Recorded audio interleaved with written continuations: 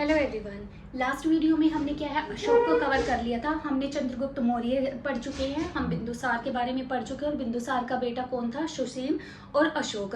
सुसीम की अब डेथ हो जाती है और अशोक ने क्या है, अपने 99 भाइयों को क्या है मार के और अपना राजपाट करना स्टार्ट कर दिया। उसके बाद अशोक ने क्या किया, कलिंग में युद्ध किया। कलिंग के युद्ध के नरसंहार के बाद उसे बहुत पछतावा होता है अशोक को कि मैंने बहुत बड़ी गलती कर दी है। तो कलिंग के युद्ध उसकी लाइफ का लास्ट युद्ध था। उसके बाद उसने युद्ध करना छोड़ दिया। फिर उसने किसको अपनाया, बौद्ध धर्म को अपना लिया। अब देखो, जो चंद्रगुप्त मौर्य थे, जो अशोक के दादा थे, चंद्रगुप्त मौर्य ने क्या किया था, जैन धर्म को अपनाया था। कैसे, देखो मैंने जब चंद्रगुप्त मौर्य आपको पढ़ाया था तो उसमें मैंने बताया था कि चंद्रगुप्त मौर्य के टाइम में 12 साल अकाल पड़ा था। तो उस अकाल से पीछा छुड़ाने के लिए अपनी जनता को, अपनी प्रजा को, अपने राज्य को उससे अकाल से छुटकारा दिलाने के लिए उसने क्या किया था, एक श्रवण बेलगोला नाम की जगह जाके जैन धर्म के एक मुनि थे, उनकी बात मान के चंद्रगुप्त मौर्य अलग से रहने लगे थे और भूखे प्यासे रह के, फास्ट करके, उपवास करके उन्होंने क्या है, अपने प्राण त्याग दिए थे, जिससे उनकी प्रजा क्या है, सुखी हो गई थी। अकाल खत्म हो गया था उनके राज्य में। चंद्रगुप्त का बेटा कौन था, बिंदुसार था। देखो, चंद्रगुप्त मौर्य ने कौन से धर्म को अपनाया था, जैन धर्म को। जैन धर्म पे अकॉर्डिंग इन्होंने अपने प्राण त्याग दिए। चंद्रगुप्त का बेटा कौन था, बिंदुसार। बिंदुसार ने किसको अपनाया, आजीवक संप्रदाय था एक, आजीवक, ठीक है। और बिंदुसार का बेटा कौन था, अशोक। अशोक ने कौन से धर्म को अपना लिया था बाद में, अशोक ने बौद्ध धर्म को अपना लिया था, ठीक है। बौद्ध धर्म क्यों अपनाया इसने, क्योंकि आपको याद है, देखो जब कलिंग का युद्ध हुआ था, बहुत ज्यादा नरसंहार हो दिया था, तो एक बौद्ध भिक्षु इसके पास आए थे, अशोक के पास, और इन्होंने इसे बहुत डांटा भी था और समझाया भी था कि जो तुमने ये किया है, मानवता के साथ जो इतना क्रूर व्यवहार तुमने किया है, वो गलत किया है। तो बौद्ध भिक्षु की बातों से इंप्रेस होकर अशोक ने क्या किया था, बौद्ध धर्म को आगे बढ़ाया और इसी को अपना लिया था, अपना धर्म छोड़ के। अब ये क्या है, देखो जैन धर्म और बौद्ध धर्म, ये किसने चलाया था, ये महात्मा बुद्ध ने चलाया था, ठीक है, महात्मा बुद्ध ने चलाया। ये किसने चलाया था, ये महावीर स्वामी ने चलाया था, ठीक है।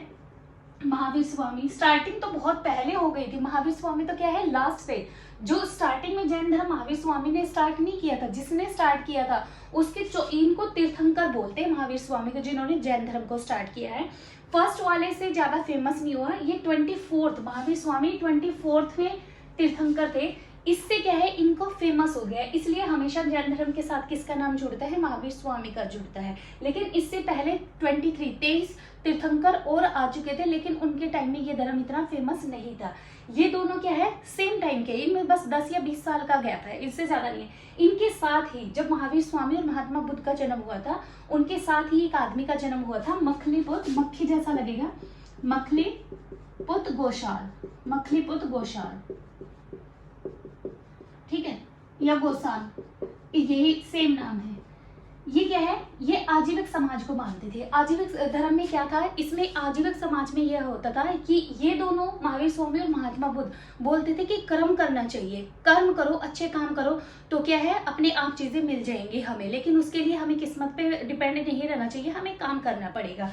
आजीवक समाज के जो लोग थे ये मानते थे कि कोई काम करने की जरूरत नहीं है, भगवान ने जो किस्मत में लिखा है वो हमें अपने आप मिल जाएगा। ये भिक्षा इतनी ही मांगते थे, भिक्षा मांग ले और जितना इनका एक दिन का गुजारा हो सके, एक टाइम का खाना चल सके, ये इससे ज्यादा क्या है, भिक्षा भी नहीं मांगते थे। इसलिए आजीवक समाज क्या है, ये काम करने का बोलता ही नहीं था। ये तो सिर्फ ये समाज ये कहता था कि हमें आराम से अपनी जिंदगी बितानी चाहिए, जो हमारी किस्मत में लिखा है वो अपने आप हमारे पास आ जाएगा।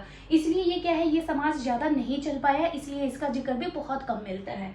तो आजीवक समाज के लोग ज्यादा मेहनत तो करते ही नहीं थे, क्योंकि ये मेहनत में बिलीव ही नहीं करते थे। जहां ये मेहनत में बिलीव नहीं करते थे, ये दोनों किस पे फोकस रखते थे, महावीर स्वामी और महात्मा बुद्ध किस पे फोकस रखते थे, ये फोकस रखते थे कि हमें काम करना चाहिए।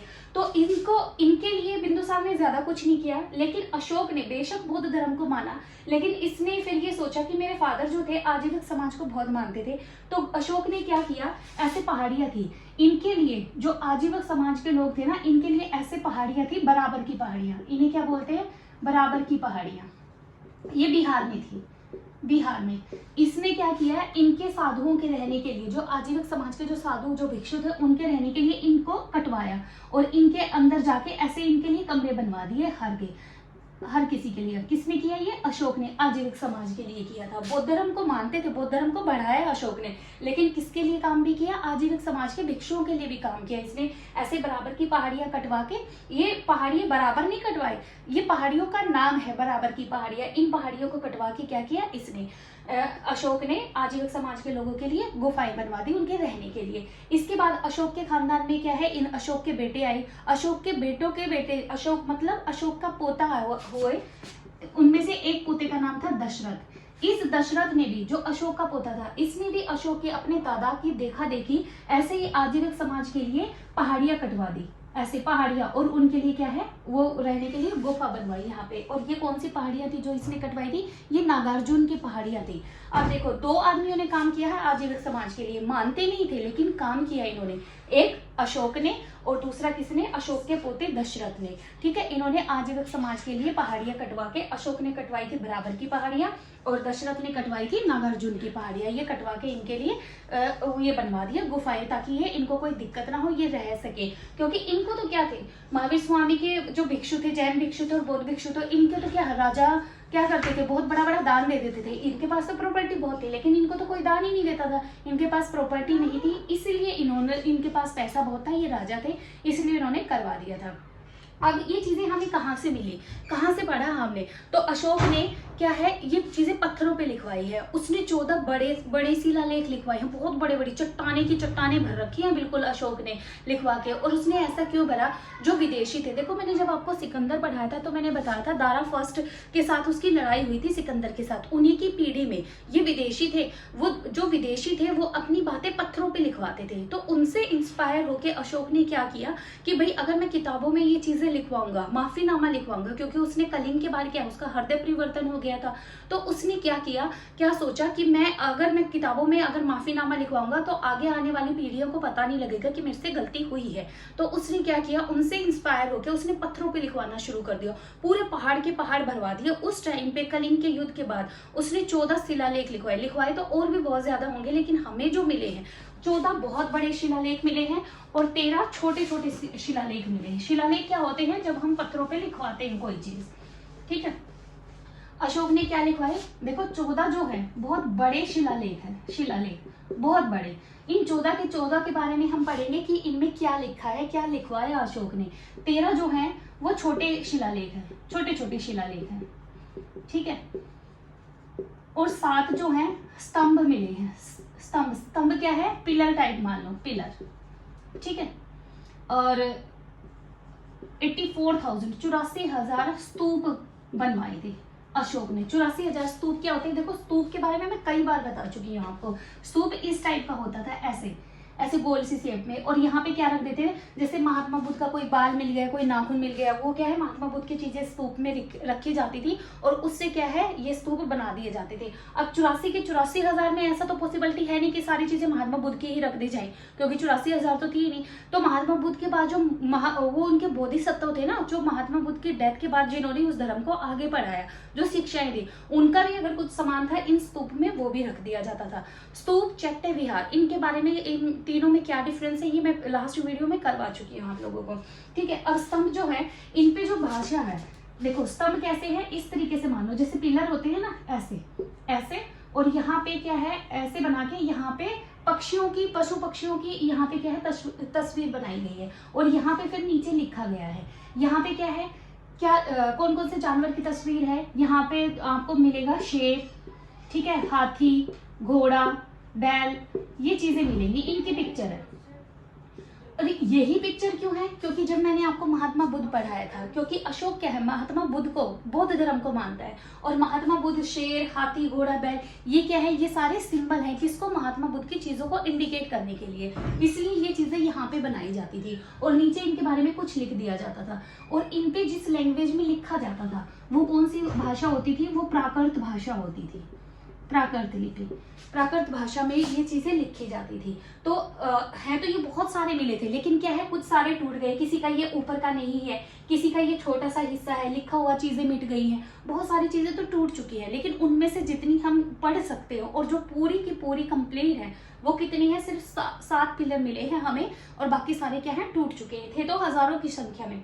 अब 13 छोटे, ये इतने इंपॉर्टेंट नहीं है, लेकिन सबसे ज्यादा हमें पता होना चाहिए कि 14 शिलालेख में ऐसा क्या लिखा हुआ है। और इन 14 शिलालेख को पढ़ेंगे हम बारी बारी से कि फर्स्ट में जो हमें फर्स्ट मिला उसमें क्या शिलालेख है वो हम बारी बारी से पढ़ेंगे। देखो फर्स्ट में क्या लिखा, उसने पशु बलि की निंदा, पशु बलि की निंदा की उसने। पहले क्या था, आदमी क्या है, जानवरों को मार के खा लेते थे। तो कलिंग युद्ध के हृदय परिवर्तन होने के बाद उसने बोला कि जितना इंपॉर्टेंस लाइफ आदमी की है उतनी ही क्या है, जानवरों की भी है। और आपको क्या है, पशुओं की जो बलि देते हैं हम फेस्टिवल के नाम पे, त्योहारों के नाम पे, वो उसकी निंदा की उसने कि आज के बाद कोई भी पशु बलि नहीं करेगा।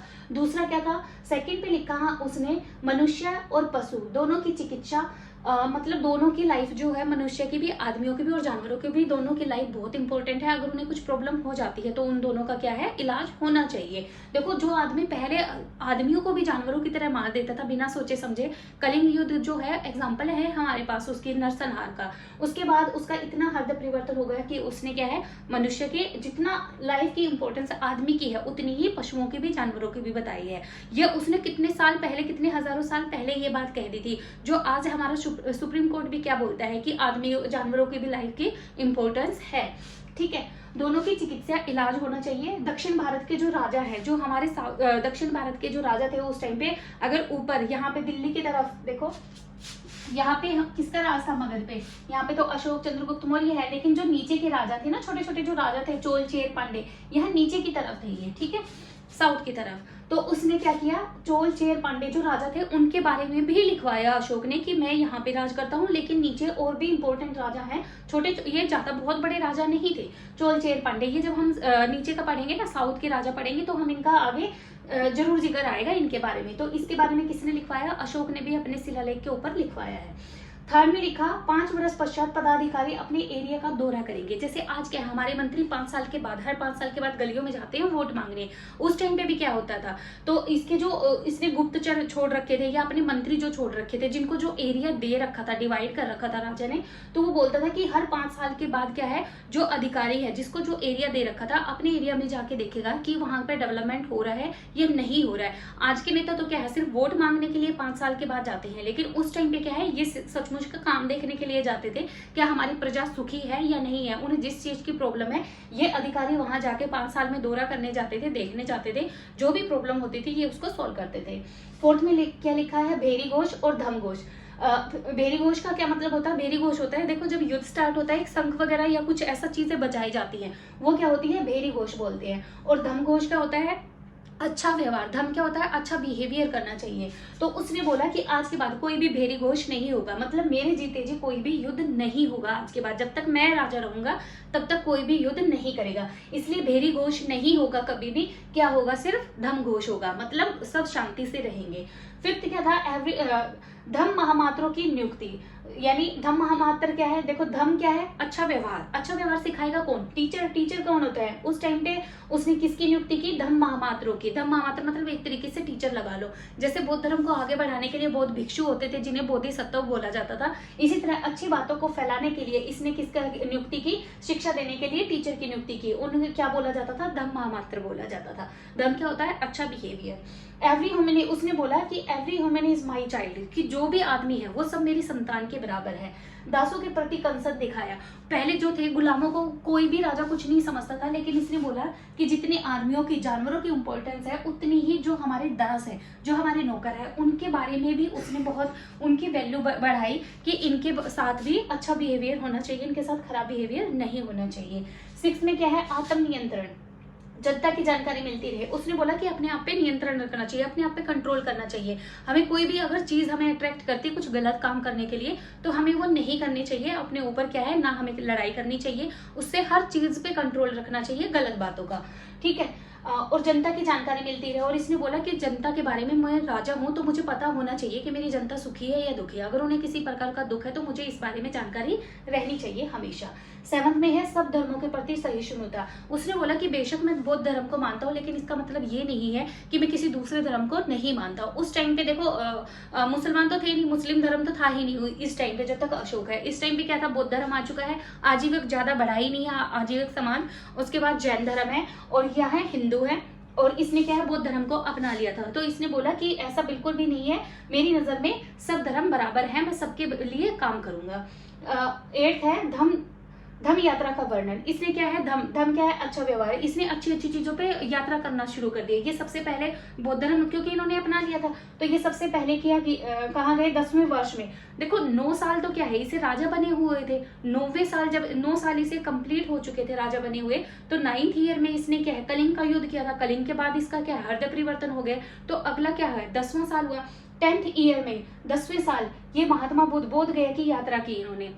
महात्मा बुद्ध को ज्ञान कहाँ मिला था, बोध गया में। तो ये वहां की यात्रा करने गए कि इनको महात्मा बुद्ध कहाँ बैठते थे, क्या करते थे, उन्हें कैसे कौन सी नदी के कौन से पेड़ के नीचे ज्ञान प्राप्त हुआ। तो ये सारी चीजें देखने के लिए इसने क्या है, यात्राएं की। 10वें साल में ये बोध गया गए, और 20वें साल जब इससे 20 साल हो गए तो ये कहाँ गए, लुम्बिनी गया। लुम्बिनी गए। लुम्बिनी कहाँ है, जहाँ इनका महात्मा बुद्ध का जन्म हुआ था। आमरकुंज में, आम के बगीचे में इनका जन्म हुआ था। रोमनदेव जो नेपाल में आज जगह है वहां पे हुआ था। तो यहाँ पे लुम्बिनी में ये वहां गए कि महात्मा बुद्ध का जन्म कहाँ पे है। हमारा समारोह मत करो। 9th में इसने लिखा कि जो समारोह करते हैं हम, इस पे इतना पैसा खर्च करते हैं, कोई भी उत्सव मना के उस पर ढेरों रुपया खर्च कर देते हैं। इसने बोला कि समारोह नहीं मनाने चाहिए, टोटल पैसा वेस्ट नहीं करना चाहिए। 10वें में लिखा ख्याति गौरव की निंदा की, कि कोई भी राजा है दूसरे पे अटैक क्यों करता है, अपना नाम, अपना गौरव, अपनी ख्याति प्रसिद्धि प्राप्त करने के लिए। तो इसने बोला कि ऐसे युद्ध करके, दूसरे राजा को मार के, इतने आदमियों का संहार करके हमें भी किया है अपनी ख्याति और गौरव की निंदा की, कि हमें ऐसा नहीं करना चाहिए।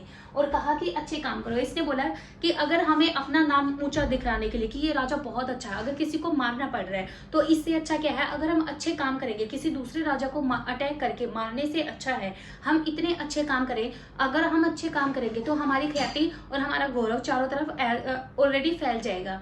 तो इसने इस बात पे फोकस किया कि सिर्फ दूसरे को मार के ही गौरव प्राप्त नहीं करना चाहिए, बल्कि अच्छे काम करो जिससे आपकी प्रसिद्धि वैसे ही हो जाएगी। 4th है धम की परिभाषा। अब ये धम क्या है, इतनी देर से हम पढ़ रहे हैं। धम होता है अच्छा व्यवहार। इसके बारे में कि अच्छा व्यवहार क्या है, इंसान को क्या चीजें अपनानी चाहिए जिससे क्या है उसका व्यवहार अच्छा हो जाए, इसके बारे में क्या है 11th जो शिलालेख है उसमें अच्छे व्यवहार के बारे में लिखा गया है।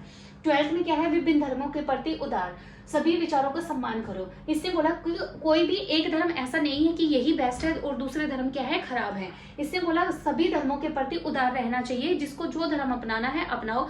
क्योंकि मैं राजा हूं, मैंने बौद्ध धर्म अपनाया है, इसका मतलब ये नहीं है कि दूसरा भी जो आदमी है, जो प्रजा है मेरी, वो बौद्ध धर्म को ही अपनाएगी। किसी को जैन धर्म अपनाना है वो अपनाओ, आजीविका अपनाना है वो अपनाओ। तो इसने बोला सभी धर्मों के प्रति मैं उदार रहूंगा, सभी के विचारों का सम्मान करो।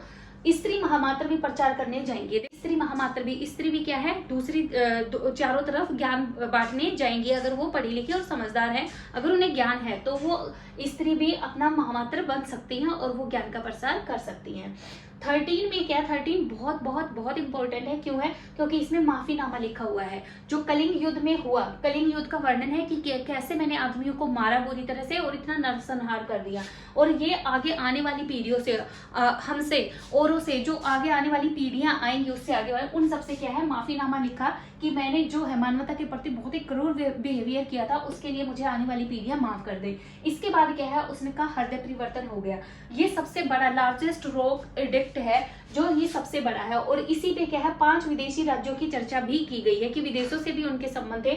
सीरिया, मिस्र जैसे जो थे उस टाइम पे भी उनके साथ आना जाना था। बिंदुसार का भी था, सीरिया के राजा से उसने 3 चीजें मांगी थी बिंदुसार ने, ठीक है। तो बिंदुसार का भी इनके साथ विदेशी संबंध थे, और उसके बाद अशोक के भी थे। उसके बाद लास्ट है जनता को धार्मिक जीवन के लिए प्रेरित किया। उसने बोला कि ये मारकाट छोड़ के, जो राजा एक दूसरे को मारते हैं, दूसरे की जमीन हड़पते हैं, इन सबको छोड़ के क्या है हमें धार्मिक जीवन जीना चाहिए। अब ये सारी चीजें जो 14 शिलालेख है, ये हमें कहाँ से मिले, कैसे मिले, सबसे स्टार्टिंग वाला वो आदमी कौन था जिसे ये मिले, और ये पढ़े किसने कि इन पे ये चीजें लिखी है। अब जो अशोक जिस टाइम पे था, उस टाइम पे तो अलग अलग लैंग्वेज भाषाएं थी। उस टाइम पे क्या है 4 मेन थी, ब्राह्मी, ग्रीक, अरमाइक और एक खरोष्टी लिपि। ये 4 लिपि लिपि थी उनको आज भी हमें नहीं पढ़नी आती, तो ये किसने खोजी सबसे पहले? देखो हम इंडियन थे, हमने तो इन चीजों को फाइंड आउट नहीं किया, लेकिन जब हमारे यहाँ पे अंग्रेजों का राज था, फर्स्ट अंग्रेज था टील पैंथर 1750 में, 1750 में इसे ये कहीं पे जा रहा था तो इसे रास्ते में ना ये पत्थर मिल गए और इसने देखा कि यहाँ पे ना कुछ लिखा हुआ है इन पत्थरों के ऊपर, पूरी की पूरी चट्टानें भरी हुई थी, लेकिन क्या है लैंग्वेज पढ़नी नहीं आ रही थी, क्योंकि वो लिपि क्या है, हमारी तो देवनागरी लिपि है। हम इंग्लिश में रोमन इंग्लिश भी पढ़ लेते हैं, आज हिंदी भी पढ़ लेते हैं, लेकिन इनकी लैंग्वेज उस टाइम पे इंग्लिश और ये हिंदी थोड़ी थी, उस टाइम पे तो अलग थी, इनकी प्राकृत भाषा हुआ करती थी। तो इसको क्या है, टेल पैंथर ने ये चीजें खोज तो ली और इसने अंदाजा लगाया कि ये पुराने राजाओं के बारे में कुछ लिखा हुआ है, इस पे किसी राजा ने ये लिखवाई है। इसे बस इतना ही समझ में आया, इसने इन पत्थरों को खोजा, इसे मिले, लेकिन इसे ये पढ़ने नहीं आए, इनके ऊपर जो लैंग्वेज थी। फिर इन पे काम चलता रहा, अलग अलग लोग आते रहे, पढ़ने की कोशिश करते रहे, लेकिन क्या है सक्सेसफुल नहीं हुए इसे पढ़ने में। लास्ट में 1837 लगभग ये लगा लो अप्रोक्सीमेट 100 साल के बाद एक आदमी था जेम्स प्रिंसेप, इसने क्या है इन चीजों को, इन लिपियों को जोड़ा, जैसे हम अपने जोड़ते हैं ना, उसे जोड़ के पढ़ते हैं, ऐसे इसने अंदाजा लगाया, ऐसे जैसे इनके ये इस तरीके के सिंबल थे, इस तरीका को कुछ सिंबल था कि इसको आ बोलते हैं, इसको का बोलते हैं, इस तरीके के सिंबल को इन्होंने क्या किया, बहुत मेहनत करके इस आदमी ने क्या है इन चीजों को जोड़ा और पढ़ा, और पढ़ने के बाद उसने बताया कि इनके ऊपर ये सारी चीजें लिखी हुई हैं। ये थे अशोक के 14 शिलालेख जो बहुत ही इंपॉर्टेंट है। अशोक के बारे में हम जो बच गया है वो कल की वीडियो में पढ़ेंगे। आई होप आपको ये चीजें समझ में आ गई होगी। Thank you very much.